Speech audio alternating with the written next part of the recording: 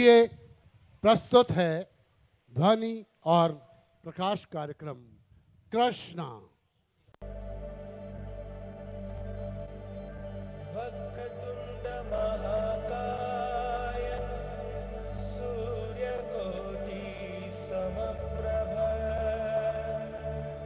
निर्विघ्नं कुरु मे देव सर्वकार्येषु सर्वदा।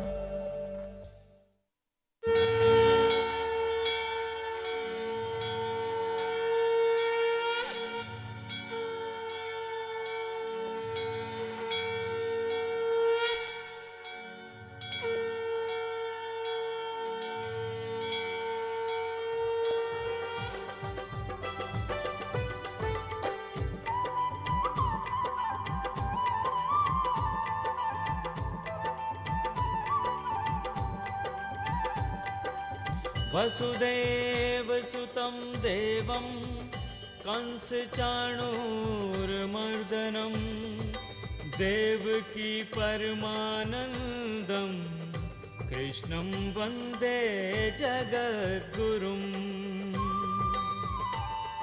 श्री कृष्ण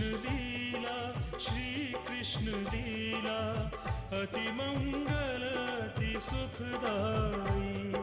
श्री कृष्ण लीला अति मंगल अति सुखदाई। इस लीला के श्रवण मनन से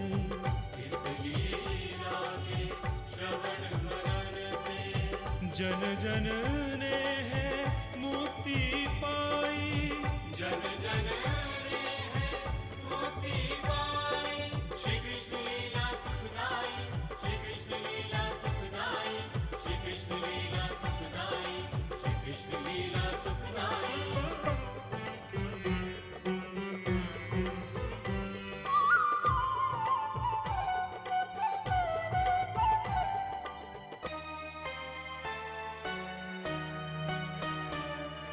परमेश्वर जब जब भी मानव झोला धारण करता है,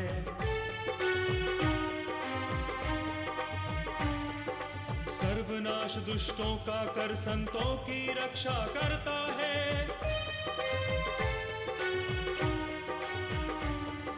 वेदों और पुराणों ने भी यही कथा है दोहराई। यही कथा है दोहराई। श्री कृष्ण लीला अति मंगल अति सुखदाई। श्री कृष्ण लीला अति मंगल अति सुखदाई।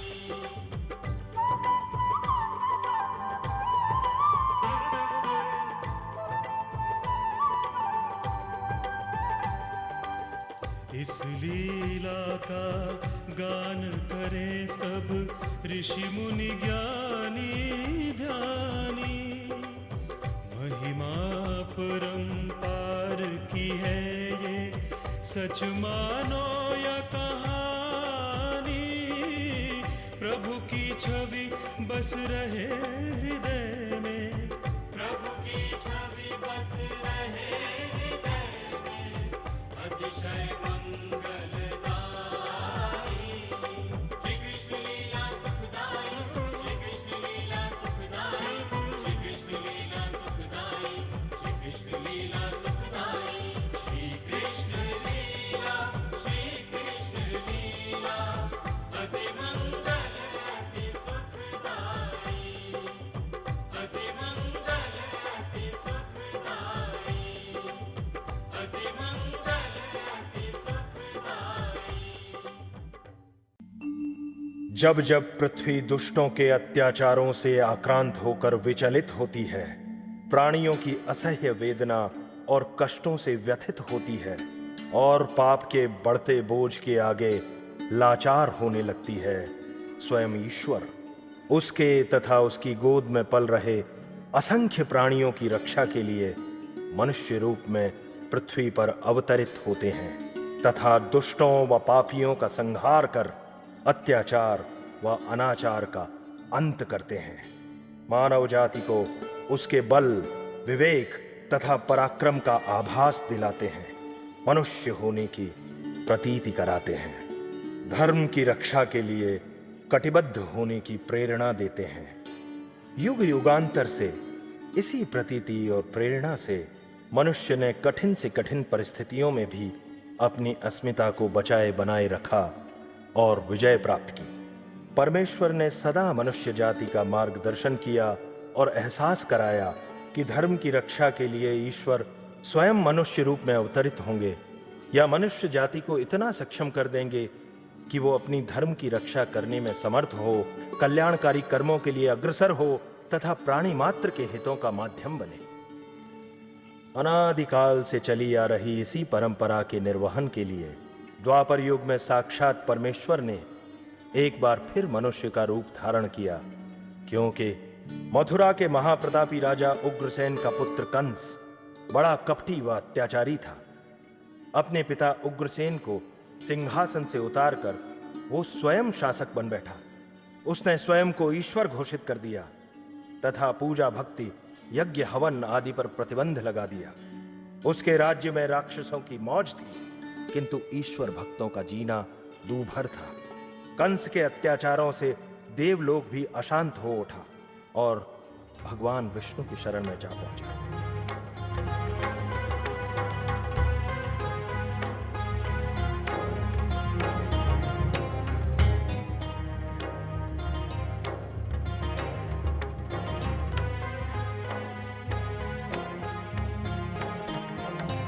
अभिवादन ब्रह्मा जी शिव जी देवराज स्वीकारे, आसन ग्रहण करे हे देवो मेरे भाग्य सवारे।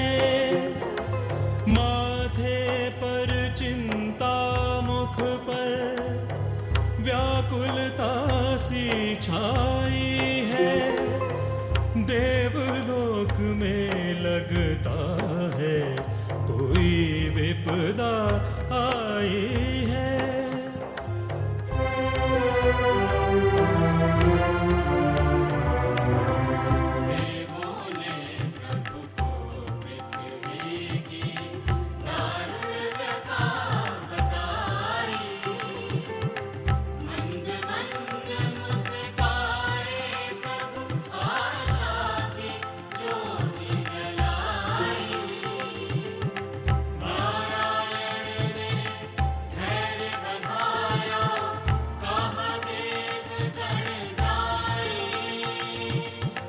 मेरे रहते अपने मन में चिंता तनिक न लाए,